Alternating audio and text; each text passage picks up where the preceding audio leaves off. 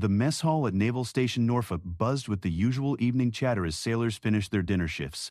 Steam rose from industrial-sized pots in the kitchen, and the clatter of trays echoed across the cavernous space.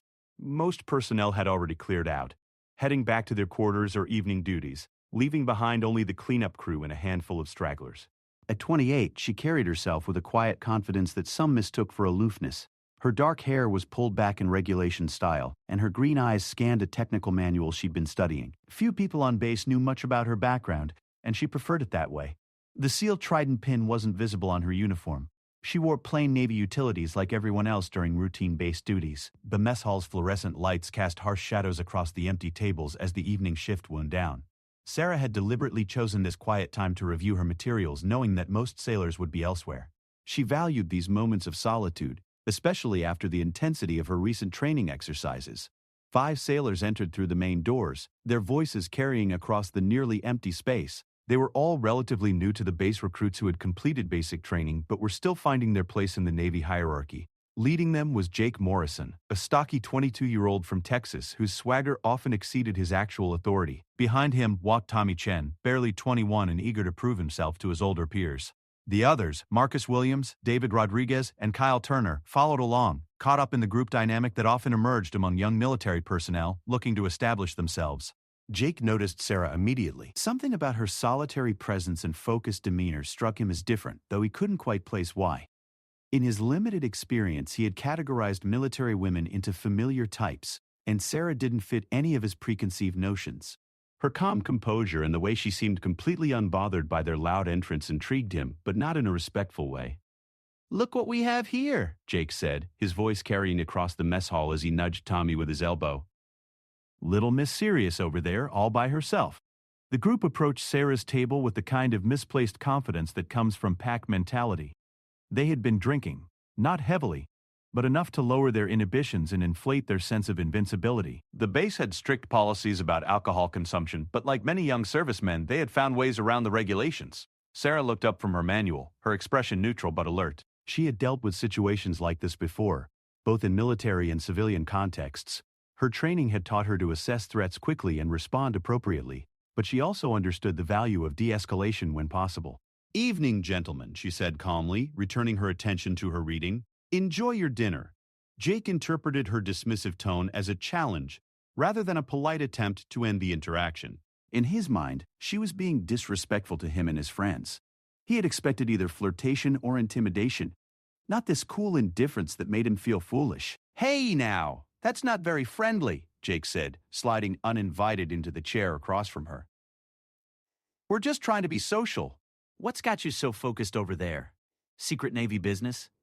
The others arranged themselves around the table, effectively surrounding Sarah. It wasn't an overtly threatening formation, but it was clearly designed to make her feel cornered. Marcus, the tallest of the group at 6'3", stood behind her chair while the others took seats that blocked her easy exit routes. Sarah closed her manual and looked around the table, meeting each man's eyes in turn. Her expression remained calm, but those with experience in combat situations might have recognized the subtle shift in her posture. The way her shoulders squared slightly, how her hands moved to rest flat on the table, ready for quick movement if necessary. "I'm studying," she said simply. "If you gentlemen need something from the mess hall staff, they're cleaning up in the kitchen." Tommy, emboldened by Jake's lead and the group's positioning, leaned forward with a smirk. "Come on, don't be like that. We're all Navy here." "What's your rate? What do you do around here?" The question was loaded with assumption. In their minds, she was probably a yeoman, or maybe worked in administration, something they considered less demanding than their own positions. They had no context for understanding that the woman sitting across from them had completed some of the most grueling training in the entire USF military. "I work in special operations," Sarah replied, her tone remaining level. It was technically true, though a significant understatement. Jake laughed and the others joined in. "Special operations? Right. What, you answer phones for the big boys? File their paperwork?" The condescension in his voice was unmistakable, and Sarah felt the familiar tightening in her chest that came when people assumed her capabilities based on gender alone. She had endured years of this kind of dismissal, from drill instructors who thought she wouldn't make it through basic training, to fellow sailors who assumed she had been given special treatment. "Something like that," she said, starting to stand. "Well, this has been pleasant, but I should get going." Marcus placed a hand on her shoulder, not roughly but firmly enough to suggest she should sit back down. Hold on there. We're not done talking yet. You seem pretty uptight. Maybe you need to relax a little. The physical contact crossed a line that Sarah's training wouldn't allow her to ignore, but she remained controlled. Where's the sign, beast, Fafa? She looked at Marcus's hand on her shoulder, then up at his face with an expression that was perfectly calm, yet somehow managed to convey that he was making a serious mistake. Please remove your hand, she said quietly. Something in her tone should have warned them. There was no fear in her voice, no pleading or uncertainty. It was the kind of calm request that carried the weight of absolute conviction behind it. But the five men were too caught up in their group dynamics and artificial confidence to recognize the danger signals. Marcus chuckled and squeezed her shoulder slightly. Or what, you gonna report us? For being friendly? David, who had been mostly silent until now, decided to contribute to what he saw as harmless fun. Maybe she needs an escort back to her quarters. Make sure she gets there safe. The suggestion carried an unmistakable undercurrent, and Sarah's jaw tightened almost imperceptibly. She had spent years learning to control her responses, to channel her training into appropriate reactions for each situation. But these young men were rapidly pushing beyond the boundaries of what could be handled with words alone. The mess hall had grown even quieter around them. The few remaining personnel were either oblivious to the situation or choosing to avoid involvement. Sarah knew she was essentially on her own, which didn't concern her from a tactical standpoint, but disappointed her from a human one. I'm going to say this once more, Sarah said, her voice carrying a new edge that cut through their laughter. Remove your hand from my shoulder and step back. Kyle, perhaps sensing that the situation was escalating beyond their original intent, shifted uncomfortably in his seat. Maybe we should just... Should what? Jake cut him off, his ego now fully engaged. She thinks she's tough. Look at her, giving us orders like she's some kind of officer. He leaned across the table, bringing his face closer to hers. Newsflash, sweetheart. You're not in charge here. This is our mess hall too, and we'll talk to whoever we want, however we want. The alcohol on his breath mixed with cologne and the general smell of young men who had spent the day in physical training. Sarah didn't flinch or pull back, instead maintaining steady eye contact that seemed to look right through him. Your mess hall, she repeated softly. Interesting perspective. Tommy, misreading her calm demeanor as submission, reached across to touch her hand where it lay on the table. See, she's starting to understand. We're not bad guys, we just want to get to know you better. The moment his fingers made contact with her hand, Sarah's entire body shifted into a different mode of operation. Years of training kicked in automatically, but she maintained enough control to limit her response to what was absolutely necessary. In one fluid motion, she trapped Tommy's hand against the table and applied just enough pressure to specific nerve points to send shooting pain up his arm. Tommy yelped and tried to pull back, but Sarah held him firmly in place. Her other hand moved to Marcus's wrist, finding the pressure point that would cause his grip on her shoulder to release immediately. Both men found themselves suddenly in significant discomfort, unable to understand how someone who looked so much smaller and less threatening had gained such complete control over their movements. Gentlemen, Sarah said, her voice now carrying the unmistakable authority of someone accustomed to being obeyed without question, you have approximately 5 seconds to step back and reconsider your approach to this conversation. Jake, seeing his friend suddenly immobilized by techniques he didn't understand, felt his bravado shift into anger. What the hell do you think you're doing? Let them go. But even as he spoke, some primitive part of his brain was sending warning signals. The woman across from him had moved with a precision and efficiency that suggested extensive training. Her calm hadn't broken even slightly, and the way she had neutralized two of his friends simultaneously spoke to capabilities far beyond what he had assumed. Sarah released both men, who immediately pulled their hands back and rubbed their wrists and fingers. Tommy's face was pale, and Marcus looked confused about what had just happened. The dynamic around the table had shifted completely, though not all of them understood it yet. I suggest you all find somewhere else to spend your evening, Sarah said, reopening her manual as if nothing had happened. The base has excellent recreation facilities. I hear the gym is open until midnight. The dismissal was clear, but Jake's pride wouldn't let him accept it. He had been publicly embarrassed in front of his friends, and his alcohol-impaired judgment told him that backing down now would make him look weak. What he didn't understand was that backing down was the smartest thing he could possibly do. Nobody's going anywhere, he said, standing up and moving around the table toward her. You want to play games? Let's see how tough you really are. The other three looked uncertain now, beginning to grasp that this situation had moved far beyond their original intentions. But peer pressure and the fear of appearing cowardly in front of their friends kept them from speaking up or leaving. Sarah sighed quietly and closed her manual again. She looked around the mess hall, noting the positions of exits, potential weapons, and any innocent bystanders who might need protection. I think that's when they're a pair of different examples. The tactical assessment took less than 2 seconds, an automatic process that had been drilled into her through countless hours of training. Jake, she said, surprising him by using his name, which she had overheard during their earlier conversation. You're about to make a decision that will change the trajectory of your entire military career. I strongly encourage you to think carefully about your next move. But Jake was beyond rational thought now, driven by wounded pride and the intoxicating feeling of group support. He reached for her arm, intending to pull her to her feet and assert his physical dominance over the situation. What happened next would become the subject of base legends for years to come, though the official reports would be much more restrained in their language. Sarah moved with the fluid precision of someone who had spent years mastering the art of controlled violence, turning Jake's aggressive grab into a textbook demonstration of why underestimating your opponent was such a dangerous mistake. Sam. Jake's hand never reached Sarah's arm. In a movement so swift that the other men barely registered it happening, she redirected his momentum and sent him sprawling across the adjacent table with a controlled throw that demonstrated perfect technique while minimizing actual injury. The crash of his body against the metal table rang through the mess hall like a warning bell. The remaining 4 sailors stared in shock as Jake groaned and struggled to orient himself.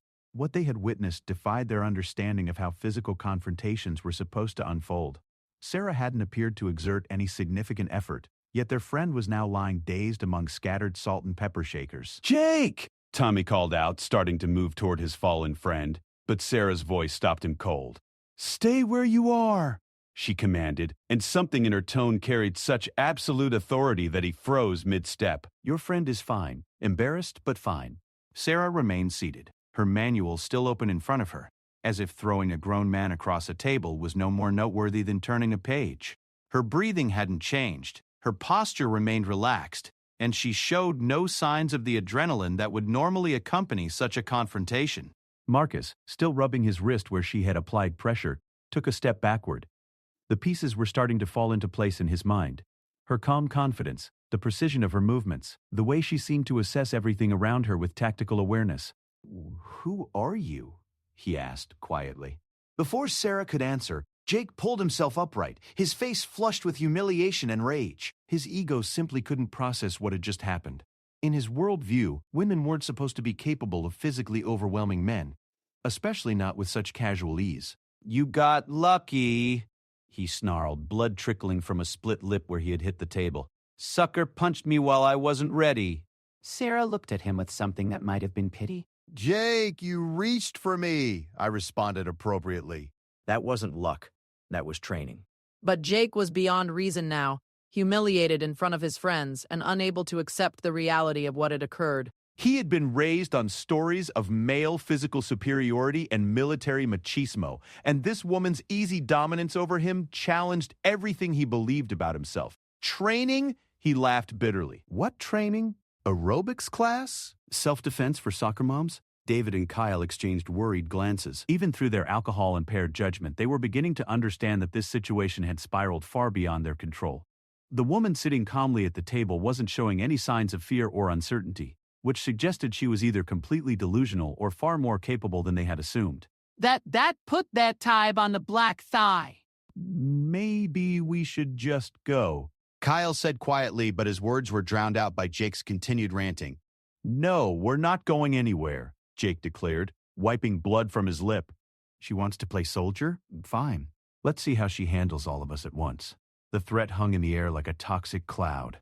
What had started as misguided flirtation had devolved into something much darker and more dangerous. Sarah felt the familiar cold clarity that came when violence became inevitable, but she also felt a deep sadness that these young men were about to learn lessons they weren't prepared for.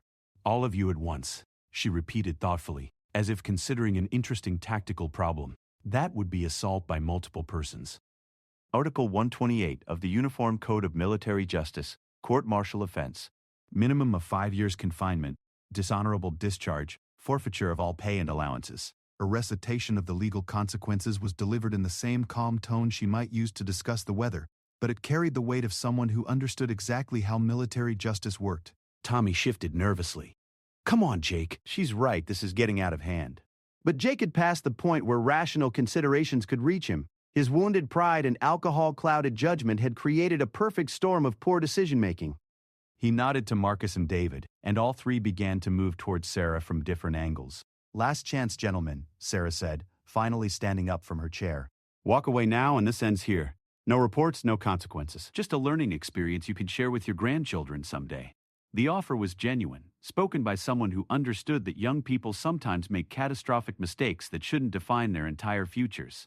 Just when I stayed there with my son, Henry Ann, but it was also delivered with the quiet confidence of someone who was completely prepared for any choice they might make. Marcus hesitated, suddenly aware that they were crossing a line they might not be able to come back from. Maybe she's right. Maybe we should... Shut up, Marcus, Jake snapped. She's one person. There are 5 of us. Basic math. What Jake didn't understand was that numbers alone rarely determine the outcome of confrontations between trained and untrained opponents. Sarah had faced multiple attackers before, both in training scenarios and real-world situations that were classified far above these young men's security clearance levels. David made the first move, rushing at her from the left side while Jake approached from the front. Sarah's response was a masterclass in combat efficiency, utilizing their momentum against them while maintaining perfect control over the level of force she applied. David found himself airborne, landing hard on the linoleum floor but without any serious injuries. Jake's second attempt ended with him face down on a table, his arm twisted behind him in a position that was extremely uncomfortable but carefully calibrated not to cause permanent damage. Marcus and Tommy froze, finally understanding that they were witnesses to something extraordinary. The woman they had cornered wasn't just trained, she was operating on a completely different level than anything they had ever encountered. Kyle, who had been the most reluctant participant from the beginning, raised his hands in surrender. I'm out. This is the book, it's about history. I'm out. This is the book, it's about history. I'm out. This is the book, it's about history. I'm out. This is the book, it's about history. I'm out. This is the book, it's about history. Sarah nodded approvingly at him while maintaining her hold on Jake's arm. Smart choice, Kyle. I suggest you help your friends understand the wisdom of that decision. But Marcus, perhaps feeling that he couldn't back down after coming this far, decided to try a different approach. Instead of a direct attack, he grabbed one of the metal folding chairs and raised it as an improvised weapon. The escalation to weapons changed everything. Sarah's expression shifted subtly, taking on the focused intensity of someone who had transitioned from defensive responses to active threat neutralization. Her training had covered weapons disarmament extensively, and the sight of an improvised club in Marcus's hands triggered automatic responses that were much more severe than what she had employed so far. Marcus, she said, her voice carrying a new edge of warning. Put the chair down. Right now. The mess hall had become eerily quiet except for Jake's labored breathing and David's groans from the floor. Even the sounds from the kitchen had stopped, suggesting that the staff had either left or were staying well clear of the confrontation. Marcus hefted the chair, trying to work up the courage to use it, while also beginning to understand that he had stepped into something far beyond his capabilities. The woman facing him showed no fear of his improvised weapon, which was deeply unsettling. In his experience, threatening someone with a chair should have produced fear or at least concern. I'm not kidding around, he said, his voice betraying the uncertainty he was trying to hide. Stay back or I'll... You what? Sarah interrupted, taking a step toward him despite the weapon in his hands. Hit me with a chair? In a military mess hall? With security cameras recording everything? For the first time, Marcus glanced around and noticed the small black domes mounted on the walls, cameras that had been documenting everything that had transpired. The reality of their situation began to sink in as he realized that their entire confrontation had been recorded, including his escalation to weapons. Sarah took another step forward, and Marcus instinctively raised the chair higher. I'm warning you. No, Marcus, Sarah said quietly. I'm warning you. You have about 3 seconds to put that chair down before this situation becomes something none of us can undo. Doctor said to deputy's dead wife indicates that Mr. said dead was Charles W. Billsberger. The countdown wasn't a bluff or a negotiating tactic. It was a tactical assessment based on the distance between them, the time required for her to close that distance, and the window of opportunity before Marcus might actually commit to using the weapon. Sarah had calculated exactly how long he had to make the smart choice. Tommy finally found his voice.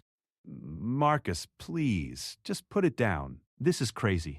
But Marcus was trapped by the same pride in group dynamics that had driven Jake's poor decisions.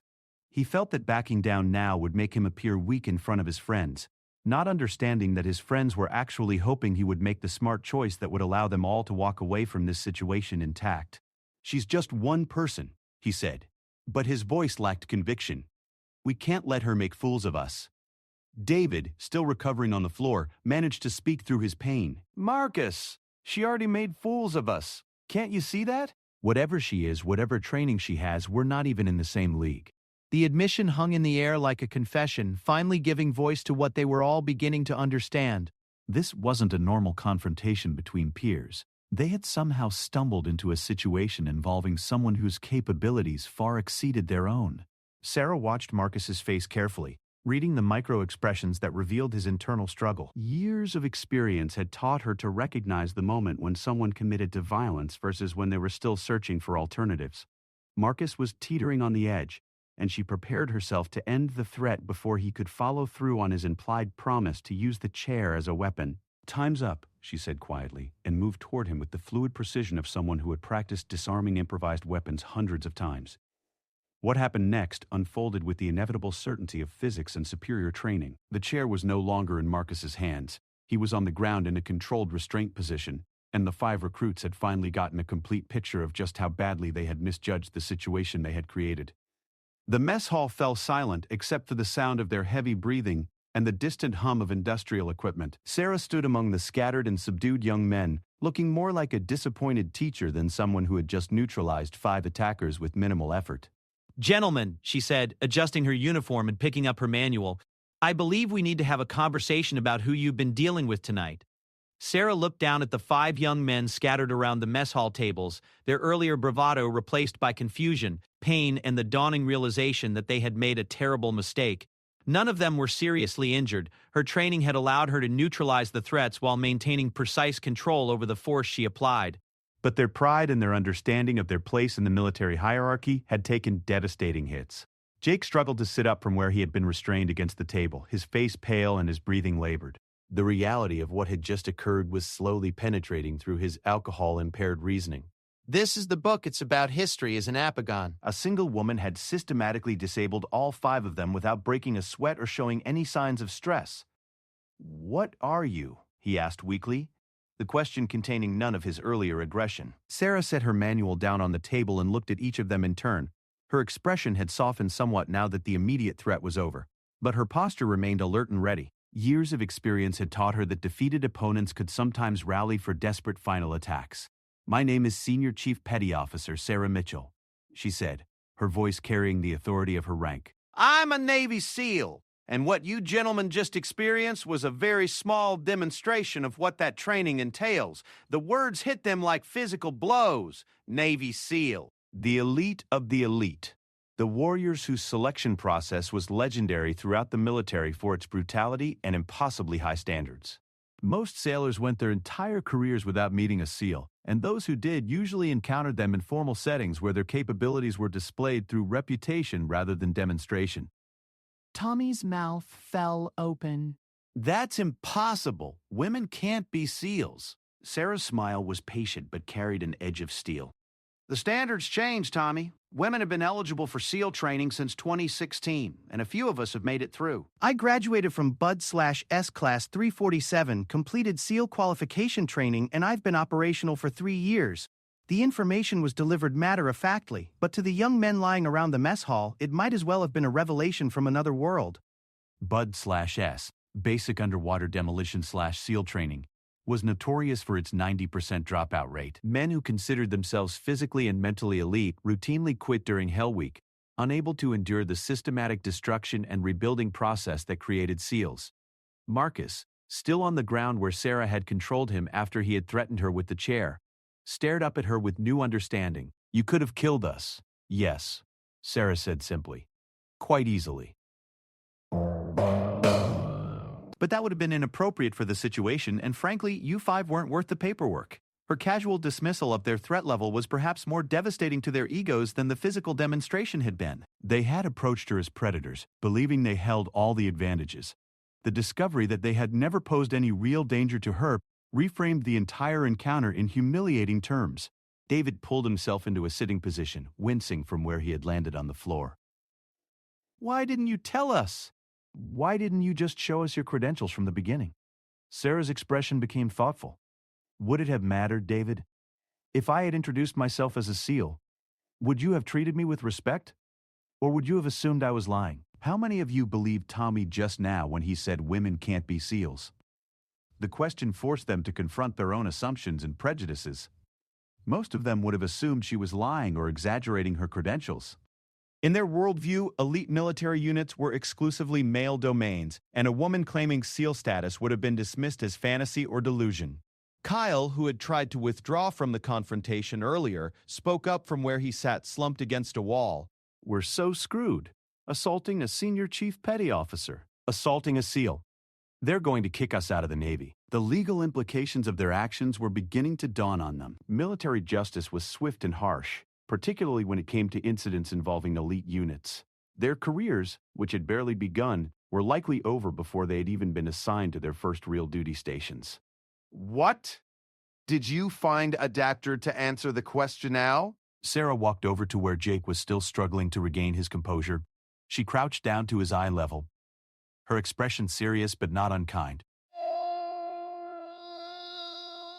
Jake, I want you to understand something very important.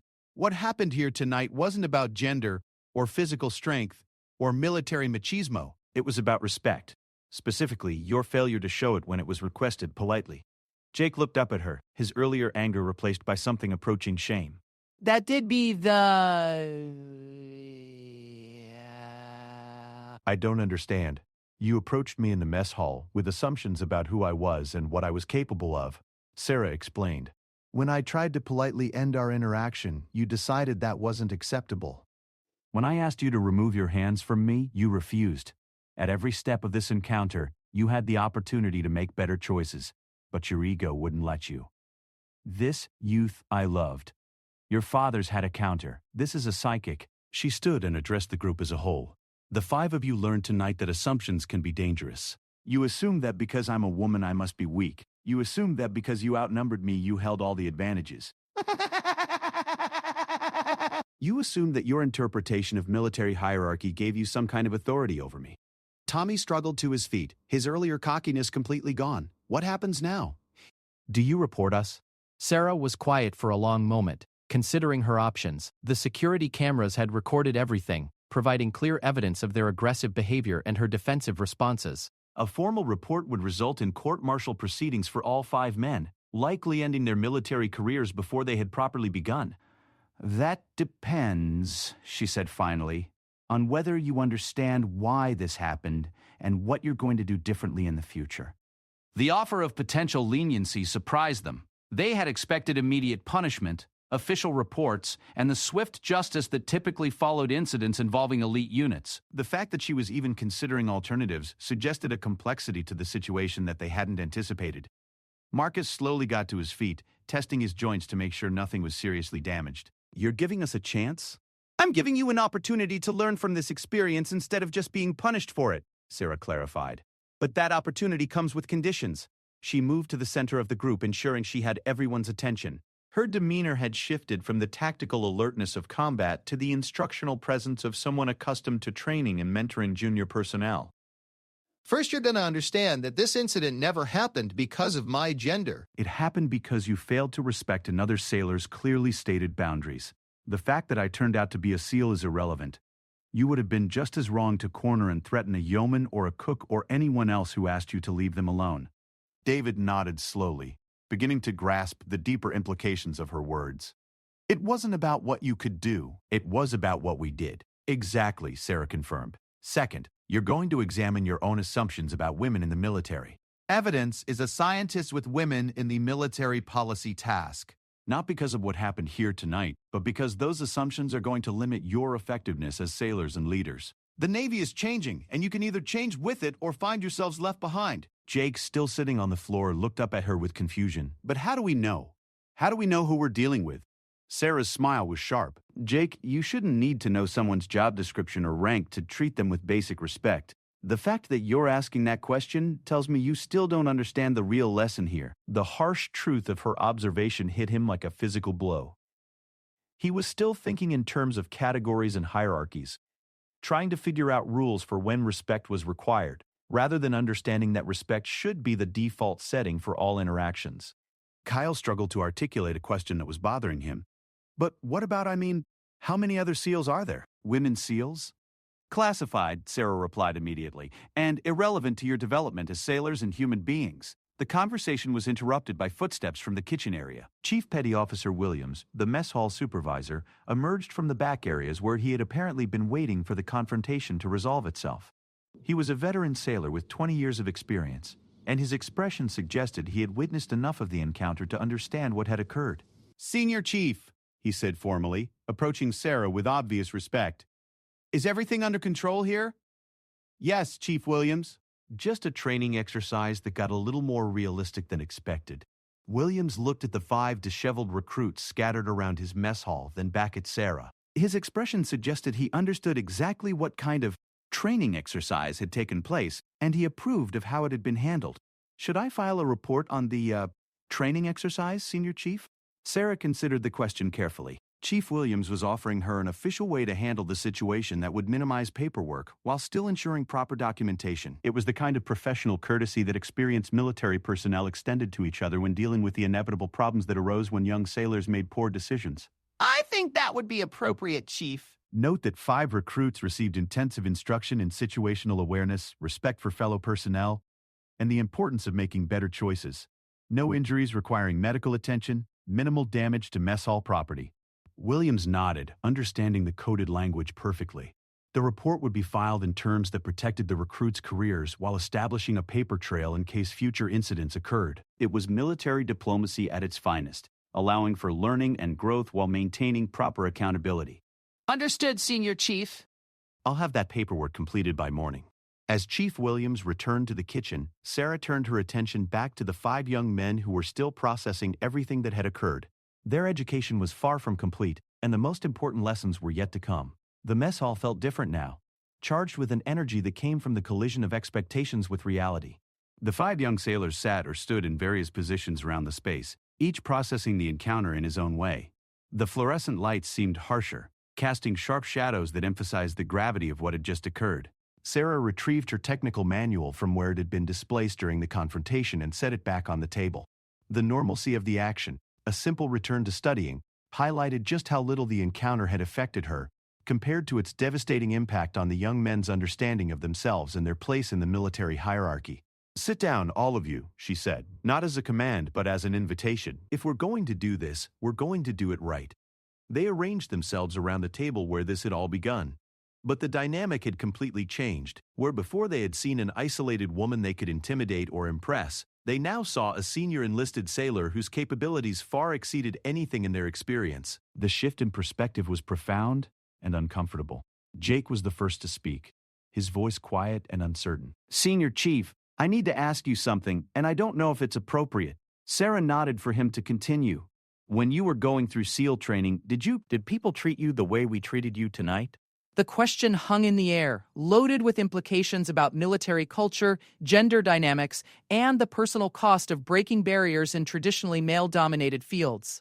Sarah was quiet for a moment, considering how much of her own experience to share with these young men. "Yes, Jake, many times, both in training and afterward. Some people assumed I was there for publicity or political correctness. Others thought I would quit at the first sign of real difficulty. A few believed I would compromise the standards or put other operators at risk." She looked around the table, making eye contact with each of them. "But here's what I learned. Those attitudes said nothing about my capabilities, and everything about their limitations as leaders and teammates." Tommy leaned forward, genuinely curious despite the awkwardness of their situation. "How did you handle it? When people doubted you or treated you badly?" The same way I handled tonight, Sarah replied. With professionalism, preparation, and when necessary, demonstration. You can't control what people think about you, but you can control how you respond to their assumptions. Marcus, who had been largely quiet since being disarmed, finally found his voice. We really messed up, didn't we? Yes, Marcus, you did. But the question now is what you're going to do with this experience. Sarah opened her manual and showed them the cover, an advanced tactical procedures guide that was clearly beyond basic Navy training materials. I was studying this tonight because learning never stops, not even after you reach what others consider the pinnacle of military training. Every day I work to improve my skills, expand my knowledge, and become more effective at my job. She closed the manual and set it aside. You five approached me tonight with the assumption that you already knew everything you needed to know about military hierarchy, about women in the service, about respect and authority. That assumption nearly destroyed your careers. David shifted uncomfortably in his chair. So what do we do now? How do we fix this? You don't fix it, Sarah said bluntly. You learn from it. You examine the assumptions that led you to make such poor choices, and you commit to doing better in the future. But there's no magic solution that erases what happened here tonight. Kyle, who had been the most reluctant participant throughout the encounter, raised his hand tentatively. Senior Chief, can I ask about your training? Not the classified stuff, but what it was like to be the only woman? Sarah smiled at his respectful approach to the question. I wasn't the only woman in my class, Kyle. There were 3 of us who started. I was the only one who finished. But that had nothing to do with gender and everything to do with individual preparation, mental toughness, and probably some luck. The revelation that multiple women had attempted SEAL training challenged another of their assumptions. In their minds, Sarah had been a unique exception, possibly the result of lowered standards or special accommodation. The reality was more complex and more impressive. The training was exactly as advertised, she continued. Brutal, unforgiving, and designed to eliminate anyone who wasn't completely committed to succeeding. Some of my male classmates quit during the first week. Others made it through months of training before deciding they couldn't continue. The standards didn't change because there were women in the class. Tommy was struggling with something and finally worked up the courage to voice it. Senior Chief, I have to admit something. Even knowing what you are now, part of me still can't believe that you threw Jake across a table like it was nothing. Sarah's expression became serious. Tommy, that's exactly the kind of thinking that got you into trouble tonight. You're still categorizing people based on gender, rather than training and capability. Until you break that habit, you're going to continue making poor judgments about the people around you. She stood and began pacing slowly around the table, her movement natural but purposeful. In SEAL training, they break down everything you think you know about yourself and rebuild it based on reality rather than assumptions. You learn that mental toughness matters more than physical size, that technique trumps strength, and that the most dangerous opponents are often the ones who don't look dangerous. Jake watched her movement carefully, noting how she seemed to glide rather than walk, always balanced and ready. How do you carry yourself like that? Like you're ready for anything? Because I am ready for anything, Jake. That's what the training does. It prepares you for situations you hope you'll never encounter. But it also teaches you to live with confidence rather than aggression, to project strength without having to prove it constantly. The distinction was important, and something they were beginning to understand. Sarah's presence in the mess hall had been confident but not confrontational. She had tried to diffuse the situation peacefully, and had only resorted to force when they had made it unavoidable. Marcus looked up at her with something approaching awe. How many people know? How many people on the base know what you are? More than you might think. Fewer than should, Sarah replied. Special operations personnel don't usually advertise their backgrounds during routine base assignments. We do our jobs, complete our training requirements, and try to blend in with the regular Navy population. David was working through the implications of their encounter. So when we approached you tonight, people who knew who you were must have thought we were completely insane. Sarah's smile was genuine this time. David, Chief Williams, has been watching this unfold from the kitchen for the past 20 minutes. He's seen me around the base enough to know my background. I suspect he was debating whether to intervene or just enjoy the educational experience you were about to receive. The realization that their confrontation had been witnessed by base personnel who understood the mismatch between their confidence and their actual situation was deeply embarrassing. They had made fools of themselves in front of people whose opinion mattered for their future careers. Are we going to be the laughingstock of the base? Kyle asked quietly. Not if you learn from this and conduct yourself professionally going forward, Sarah assured him. Military personnel understand that young sailors sometimes make mistakes. Yeah, by now. What matters is how you grow from those mistakes. She returned to her seat at the table, her posture relaxed but alert. I'm going to give you 5 an assignment. Over the next month, I want each of you to research the history of women in combat roles in the U.S. military, Not because of what happened tonight, but because understanding that history will make you better sailors and leaders. Tommy nodded eagerly. Yes, Senior Chief. We'll do the research. Good. But more importantly, I want you to examine your own assumptions about your fellow sailors. Every time you meet someone new, ask yourself what you're assuming about them based on their appearance, gender, race, or age. Then ask yourself whether those assumptions are helping or hindering your effectiveness as a team member. The assignment was more than academic research. It was a challenge to fundamentally change how they approached interpersonal relationships in the military environment.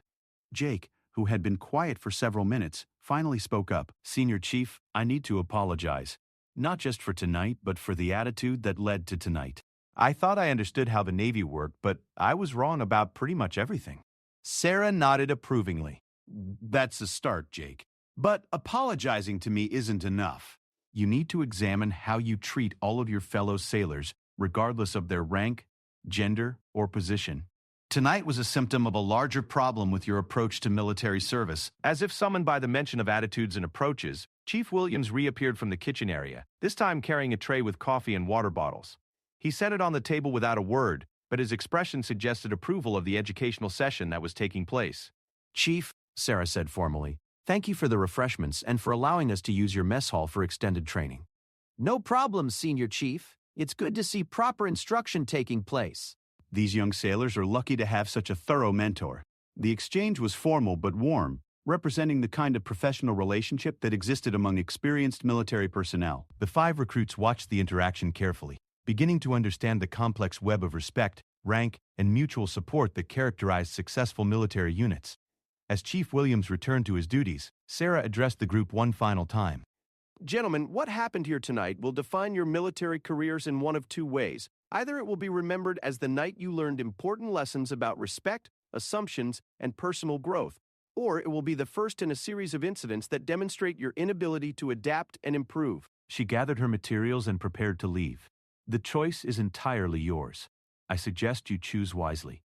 The 5 young sailors sat in the mess hall long after Sarah had departed, processing the encounter that had shattered their assumptions and challenged them to become better versions of themselves. Some would rise to meet that challenge, using the experience as a catalyst for genuine growth and improved service. Others would struggle with the lessons, finding it difficult to abandon the attitudes and assumptions that had led to their humiliation.